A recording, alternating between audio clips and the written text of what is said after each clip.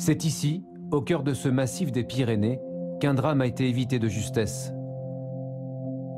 C'était en août dernier, sur l'un des nombreux sentiers de randonnée qui sillonnent la chaîne montagneuse à plus de 2000 mètres d'altitude. Un face-à-face rare et impressionnant entre un homme et un ours. Jamais Lucas Meurlet, 22 ans, n'aurait imaginé vivre un tel cauchemar. Tout a commencé par un trek de 5 jours à la frontière franco-espagnole. Accompagné de son frère et de son père, Henri, un vétérinaire de 51 ans. On est parti du refuge d'Arin et on est arrivé au refuge de Montgari, en Espagne. On s'est fait tout ça. On était chez les Espagnols. On a bien mangé d'ailleurs. Amateurs de randonnée depuis de nombreuses années, c'est la première fois qu'ils se rendent tous les trois dans les Pyrénées. Au matin du 3e jour, Lucas, fatigué de la marche de la veille, prend seul un raccourci. Il a continué un tout petit peu, il a coupé plus haut. C'est là où on s'est séparés en fait. Avec Arthur, le plus jeune fils, donc on a grimpé par là, puis à ce niveau-là où Arthur a aperçu un ours qui était en fait sur le flanc droit en fait en montant. Un ours brun comme celui-ci, l'un des 43 que comptent les Pyrénées. 2 mètres de haut, 90 kg en moyenne, le plantigrade se trouve à l'endroit précis où Lucas doit arriver. On s'est mis tous les deux avec Arthur à crier tout ce qu'on a pu pour essayer de prévenir Lucas. On a vu Lucas qui est reparti derrière cette crête, qui a disparu, il est parti en courant.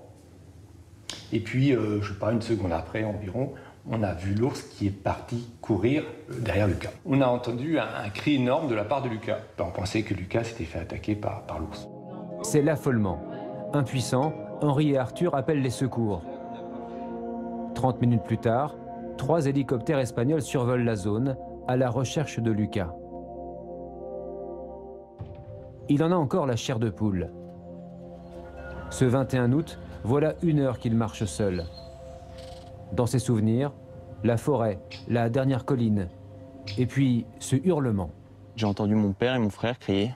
Donc Lucas a fui. Sur un moment, je me dis, qu'est-ce qui se passe? Et là, je vois la tête de l'ours qui arrive de l'autre côté de la falaise où j'étais. Une mère avec ses petits qui étaient, je dirais, à peu près à 10 mètres de moi. J'ai vraiment pris peur. Puis j'avais, mine de rien, j'avais envie de m'éloigner d'elle, des petits. J'avais pas envie de rester à côté. Je savais qu'il y avait un danger imminent si je restais à côté. Du coup, j'ai pris les jambes à mon cou et j'ai couru. Sauf que bon, t'es en pente, t'es avec ton sac à dos, qui fait plus de 10 kilos. T'as un ours qui te court après. Ouais, t'as déjà compris que t'allais pas t'en sortir en courant, quoi. Là, t'as ton cœur qui est pas loin de s'arrêter. C'est tellement violent comme image, tellement... C'est une puissance qu'on s'imagine même pas.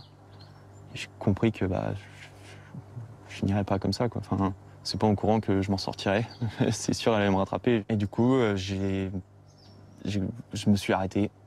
Je me suis retourné. J'ai pris mes bâtons. J'étais prêt à me battre, quoi. J'étais prêt à... Même si elle me rentrait dedans, je voulais au moins tenter tout ce que je pouvais pour essayer de vivre, quoi. Donc je suis avancé vers elle. J'ai pas fait 15 pas, hein. J'ai vraiment fait un seul pas, mais en avant. J'ai crié toutes mes forces, comme si ma vie en dépendait, hein, pas comme si, mais ma vie en dépendait vraiment. Et là, elle a tilté, elle a eu un ressenti, elle aussi, elle a dû comprendre que c'était pas le moment. Elle a dû repenser à ses petits, elle a eu peur, puis là, elle est partie. Lucas fonce à l'opposé, en direction du sommet. Les secouristes finissent par le récupérer, sain et sauf.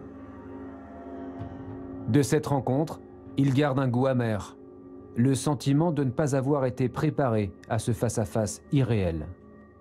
J'aurais surtout aimé être plus prévenu, qu'on m'informe. Je pense qu'il n'y a pas assez d'informations vis-à-vis de ça.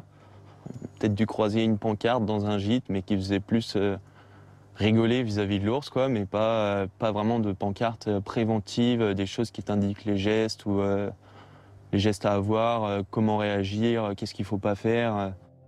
Pourtant, cela fait déjà 22 ans que l'ours a été réintroduit dans les Pyrénées.